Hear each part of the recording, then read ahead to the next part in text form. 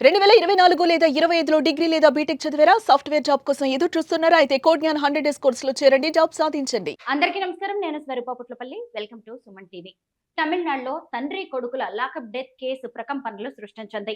అయితే ఈ కేసులో మదురై కోర్టు 9 మంది పోలీసులకు ఉరి శిక్ష విధించింది. అసలు చరిత్రలోనే ఇది తొలిసారి అని చెప్పవచ్చు.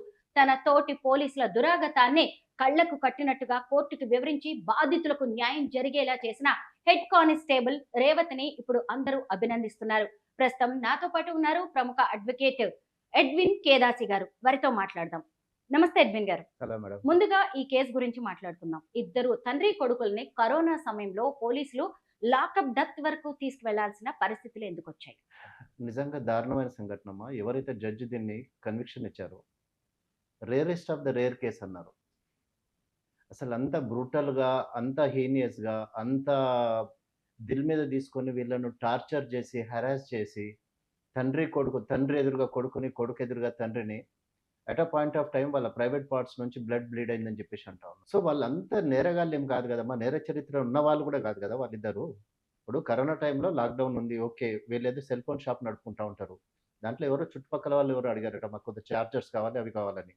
సరే పోలీస్ అక్కడికెళ్ళినారు. ఎళ్లి ఫస్ట్ ఫాదర్‌ని తీసుకొచ్చేసి లోపటేసేసి అప్పటికే ఆయనను హరాస్ స్టార్ట్ చేశారు.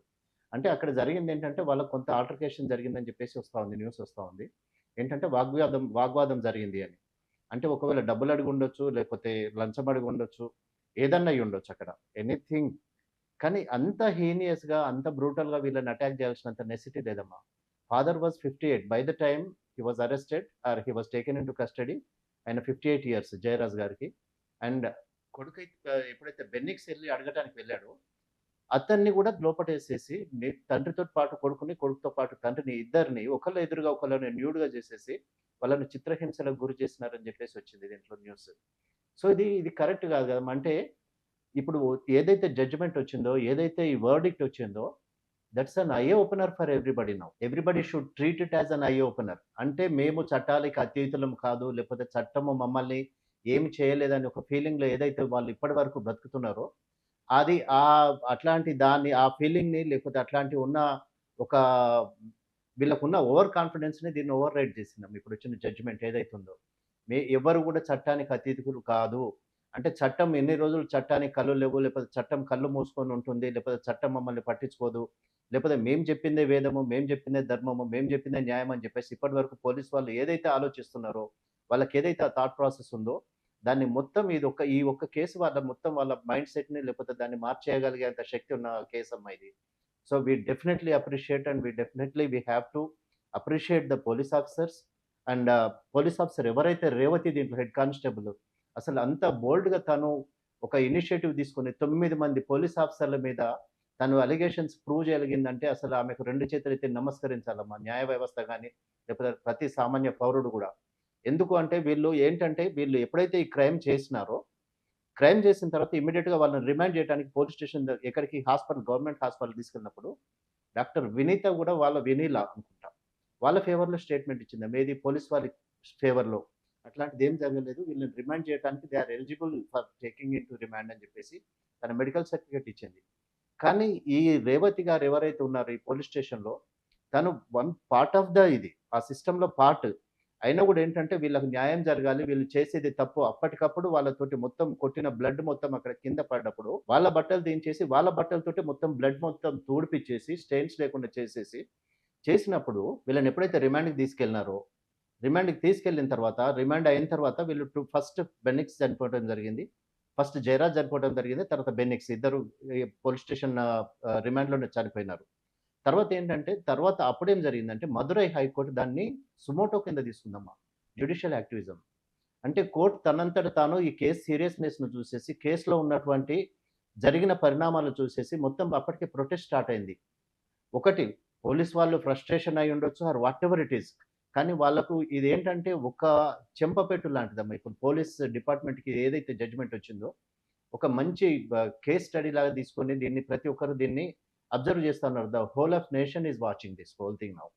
సో, ఏంటంటే ఇట్లాంటి ఇట్లా ఇ ఇంకా ఎటువంటి చర్యలు చేయకుండా లేకపోతే చేయటానికి సాహసించరు అని చెప్పేసి అనుకోవాలమ్మా దీంట్లో తప్పకుండా.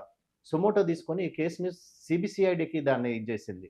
సిబిసిఐడి దాన్ని 2020 నుంచి 2453 సమ్ ఆడ్ పేజెస్ సబ్మిట్ చేసిందమ్మా చార్జ్ షీట్ కింద. అడిషనల్ చార్జ్ షీట్ కూడా మళ్ళీ ఫైల్ చేసేసి 9 మందిని చేసిన తర్వాత ఈ రేవతి గారు ఏం చేసినారంటే అప్పటికే వీళ్ళు మొత్తం సీసీటీవీ ఆఫ్ చేసినారు. సీసీటీవీ లేకుండా చేసినారు. ప్రూఫ్స్ లేకుండా చేశారు. ఎవిడెన్స్ లేకుండా చేసినారు. బ్లడ్ స్టెయిన్స్ లేకుండా చేసినారు. ఆ రోజు మొత్తం ఆ సీసీటీవీలు మొత్తం ఆపేసి పెట్టారట. ఎట్లాంటి రికార్డ్ లేకుండా దొరకొద్దు, సాక్ష్యం దొరకొద్దు అని చెప్పేసి.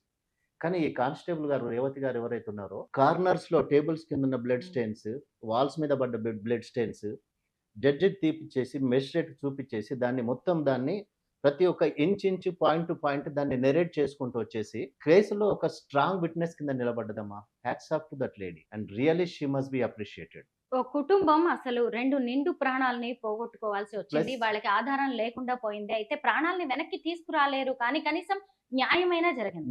అదే అమ్మా ఇప్పుడు వాళ్ళు అదే అంటున్నారు. ఇప్పుడు వాళ్ళిద్దరు బ్రెడ్ విన్నర్స్ దీస్ 2 అమ్మా. ఎవరు జయరాజ్ గారు ఎవరైతే ఉన్నారో యెస్. ప్లస్ బెన్నిక్స్ ఎవరైతే ఉన్నారో వాళ్ళ మదర్‌ను, వాళ్ళ చెల్లి ఏమంటున్నారంటే వీళ్ళు ఒకవేళ అప్పీల్‌కెళ్ళినా లేకపోతే దీన్ని ఇంకా డ్రాగ్ చేయాలని చూసినా సుప్రీం కోర్ట్‌కెళ్ళినా కూడా మేము సుప్రీం కోర్ట్ వరకు మా ప్రాణాలు ఉన్నంత వరకు మేము కొట్లాడతాము అని అంటున్నారు.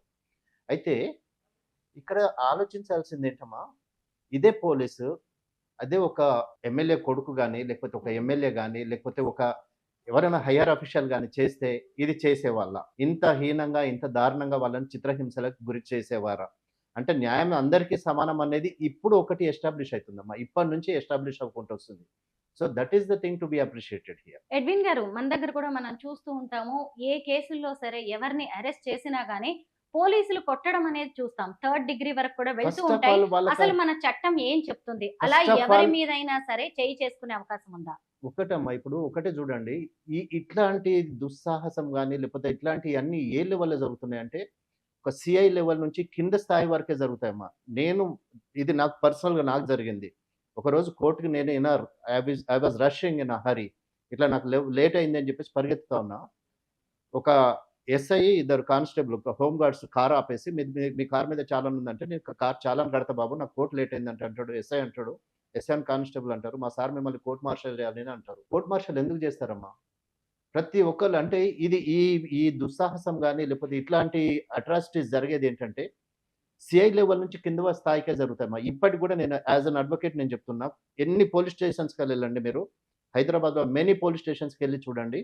ఒక అడ్వకేట్ ఎళ్ళినా కూడా కూర్చోమనరు. కూర్చోమనకుండా చైర్ ఆఫర్ చేయకుండా ఏంటంటే వాళ్ళ అథారిటీని లేకపోతే వాళ్ళ బాసిజాన్ని చూపిస్తా ఉంటారు గానీ, అంటే వచ్చింది సాటి వ్యక్తి లేకపోతే ఒక అడ్వకేట్ లేకపోతే ఒక లీగల్ ప్రొఫెషనల్ వచ్చాడు అనేది వాళ్ళకెక్కడ రెస్పెక్ట్ అనేది ఎక్కడ కనపడదమ్మా. ఏ పోలీస్ స్టేషన్‌లో చూడండి. నేను ఓపెన్‌గా చెప్తున్నాను టీవీ ముందు. ఆ పోలీసోళ్ళు మరి వాళ్ళకి ఆ యూనిఫార్మ్ ఇచ్చిన పవరో లేకపోతే ఏంటో అనేది తెలియదమ్మా. అంటే నోబడీ ఈస్ మమ్మల్ని ఎవరు బీట్ చేయలేరు, లేకపోతే మమ్మల్ని ఎవరు క్వెషన్ చేయలేరు అనేది ఉంది. ఫస్ట్ ఆఫ్ ఆల్ ఒక మనిషిని మనిషిలాగా ట్రీట్ చేయనప్పుడు నీకెంత పవర్ ఉన్నా ఏమున్నా వేస్ట్ అమ్మా. దాన్నైతే నేను ఓపెన్ గా కండెమ్ చేస్తాను. మరి అట్లాంటప్పుడు పోలీస్ వాళ్ళు తీసుకెళ్లి కొట్టాల్సినంత రైట్ ఏం లేదు. వీళ్ళు అసలు ఫస్ట్ ఆఫ్ ఆల్ కొట్టే రైట్ మీకు లేదు. అయినా కూడా వీళ్ళు కొట్టిన తర్వాత కూడా డాక్టర్ దగ్గర తీసుకెళ్లి మెడికల్ సర్టిఫికేట్ తీసుకోవాలంటే డాక్టర్లను బెదిరించేసి లేకపోతే డాక్టర్లను మ్యానిపులేట్ చేసేసి వాళ్ళ స్కిన్ వాళ్ళు సేవ్ చేసుకోవడానికి, ఇప్పుడు ఏదైతే తమిళనాడులో జరిగిందో, తూత్తుకుడిలో జరిగిందో, వాళ్ళ స్కిన్ వాళ్ళు సేవ్ చేసుకోవడానికి మెడికల్ డాక్టర్‌ని కూడా వాళ్ళు ఇది చేసుకున్నారు. వాళ్ళ దాని పవర్ యూజ్ చేసేసి ఆమెను ఇన్‌ఫ్లూయెన్స్ చేసేసి మెడికల్ రిపోర్ట్స్ తీసుకొచ్చుకున్నారు. ఇప్పుడైనా కూడా ప్రతి కోర్ట్‌లో ఇప్పుడు చేంజ్ అయిన లాస్‌లో ఏంటంటే ఒంటి మీద గాయాలున్నా ఏమున్నా కూడా మేజిస్ట్రేట్ గారు గాని లేకపోతే జడ్జి గారు గాని ఓపెన్‌గా అడుగుతున్నారు. మిమ్మల్ని కొట్టారా అని. కానీ ఇక్కడ ఏంటంటే వీళ్ళు ఈ చట్టానికి అంటే మేము ఒకవేళ కొట్టినారని చెప్తే మా మీద ఇంకా గ్రడ్జ్ పెంచుకుంటారేమో, లేకపోతే ఇంకా మా మీద ప్రతీకారం పెంచుకుంటారేమో పోలీస్ వారని చెప్పేసి ఎట్లాంటి నిందితుడైనా కూడా చెప్పకుండా మమ్మల్ని ఏం కొట్టలేదు, మమ్మల్ని ఏం చేయలేదు అనే సందర్భాలు చాలా జరుగుతా ఉన్నాయమ్మా. సో అదేంటంటే అది ఒకటి తీసేయాలమ్మా. డిపార్ట్మెంట్ నుంచి వచ్చేది ఏంటంటే అది తీసేయాలి డిపార్ట్మెంట్‌లో. ఏంటంటే ఎవరు చట్టానికి అతీతులు కాదు, లేకపోతే అందరూ బియాండ్ ద లా ఎవరు కాదమ్మా. అందరూ చట్టం పరిధిలోనే వితిన్ లిమిట్స్ పనిచేయాలి గానీ, చట్టాన్ని లేకపోతే ఏదైనా దాన్ని మన చేతిలోకి తీసుకుంటే దాని పర్యవసానం ఇట్లనే వస్తదమ్మా. పోలీసులు గనక రూల్స్ అతిక్రమిస్తే కోర్టు ఎలా రక్షణ కల్పిస్తుంది? ఎప్పుడైనా కూడా ఒకటమ్మా, మనకిప్పుడు పోలీస్ స్టేషన్‌లో మనకు న్యాయం జరగలేదు, లేకపోతే మనకు అన్యాయం జరిగింది. ఎప్పుడైనా కూడా లోవర్ లెవెల్‌లో ఆగకండి. Go to the next level. Report to the next level. ACP, DCP, కమిషనర్‌కి. ఇప్పుడు ఈ వైఫ్ అండ్ హస్బెండ్ కేసెస్‌లో గాని, ఏ కేసెస్‌లో గాని ఎప్పుడైనా కూడా ఎవరికైనా ఇది జరగొచ్చు. జరిగినప్పుడు ఏంటంటే మీకు లోవర్ పోలీస్ స్టేషన్‌లో మీకు కంప్లెయింట్ తీసుకోలేదు, లేకపోతే మీ కంప్లెయింట్ రిజిస్టర్ కాలేదు, ఎఫ్ఐఆర్ కాలేదు అనుకున్నప్పుడు ఏంటంటే escalate the same problem to the next level. మీరేంటంటే పోలీస్ వారు ఫిజికల్‌గా మీరెళ్ళినప్పుడు తీసుకోకపోతే ఏంటంటే మీరు బై పోస్ట్ సెండ్ చేయండి. బై పోస్ట్ పంపించేసి దాన్ని మీరు రిజిస్టర్ పోస్ట్ గాని లేకపోతే స్పీడ్ పోస్ట్ చేసినప్పుడు మీకు రిసిప్ట్ వస్తది. అలాంగ్ విత్ ద రిసిప్ట్ మీరేంటంటే కోర్ట్ ఆఫ్ లాకి అప్రోచ్ అయ్యేసి మీరు ప్రైవేట్ కంప్లెయింట్ రిఫర్ చేయొచ్చు. ప్రైవేట్ కంప్లెయింట్ రిఫర్ చేసేసి మీ కేసుని మీరు రిఫర్ చేసుకోవచ్చు. మీరు న్యాయం అడగొచ్చు. సో ఇక్కడనే ఆగిపోయింది, ఇక్కడనే ఆగిపోదాము అని చెప్పేసి ఎప్పుడు అనుకోకండి. So there are other alternatives. Human rights commission ఉంది మనకి. మానవ హక్కుల ఉల్లంఘన జరిగినప్పుడు హ్యూమన్ రైట్స్ కమిషన్ ఉంది స్టేట్ లెవెల్‌లో. నాంపల్లిలో ఉంది మనకి. అదే ఇంకా దానికన్నా బియాండ్ అయితే ఎట్లయితే విమెన్ కమిషన్ ఉందో నేషనల్ హ్యూమన్ రైట్స్ కమిషన్ ఉంది ఢిల్లీలో. సో వాళ్ళైనా ఇనిషియేటివ్ తీసుకుంటారు. ఇప్పుడు ఈ కేసులో జరిగింది అదే కదమ్మా, తమిళనాడు కేసులో. ఏంటంటే 9 మందిని చంపేశారని చెప్పేసి తనంతట తాను జస్టిస్ సుమోటో కేసు బుక్ చేశారు. ఎప్పుడైతే తను కన్విక్షన్ ఇది మన ప్రొనౌన్స్ చేశారో ముత్తుకుమారన్ గారు, rarest of the rare cases అని చెప్పేసి ఇట్లాంటి వాళ్ళకు అంటే ఇంతకన్నా ఇంకా వేరే పనిష్మెంట్ ఇవ్వలేను. అదే యావజ్జీవ కారాగారం ఇవ్వచ్చు, లేకపోతే వాళ్ళకి ఇంకేదో సెంటెన్స్ ఇవ్వచ్చు. కానీ ఇది అందరికీ కనువిప్పు జరగాలి. ఇది అందరూ తెలుసుకోవాలి. ఇట్లా చేస్తే ఇట్లాంటిది జరుగుతాయి. అంటే ఇంత తీవ్రమైన పనిష్మెంట్ ఉంటది దీనికి అని చెప్పేసి ఎప్పుడైతే జడ్జిమెంట్ ప్రొనౌన్స్ చేశారో నిబ్బు బిరగొట్టారు మా పెన్నుది. అంటే అదేంటంటే మరణదండన విధించిన తర్వాత పెన్ ఇంకా this pen can be used for anything else అని. సో అది అంత సివియర్ పనిష్మెంట్ అమ్మా. So the whole world, so whole nation is appreciating and whole nation is celebrating. So ఏంటంటే ఇట్లాంటివి చేయొద్దు అనేది ఇక నుంచి అయినా కూడా పోలీస్ వారు దీని గురించి ఆలోచించేసి ప్రతి మనిషిని మనిషిలాగా చూస్తే ఇంత తీవ్రమైన పరిణామాలు ఉండవు కదమ్మా సొసైటీలో. So we wish that they should change their attitude and behaviour. తమిళనాడులో నమోదైన ఇలాంటి కేసులు మళ్ళీ ఎక్కడ జరగకూడదనైతే కోరుకుందాం. జరగొద్దు. Thank you so much Edwin గారు. వెల్కమ్ అమ్మా.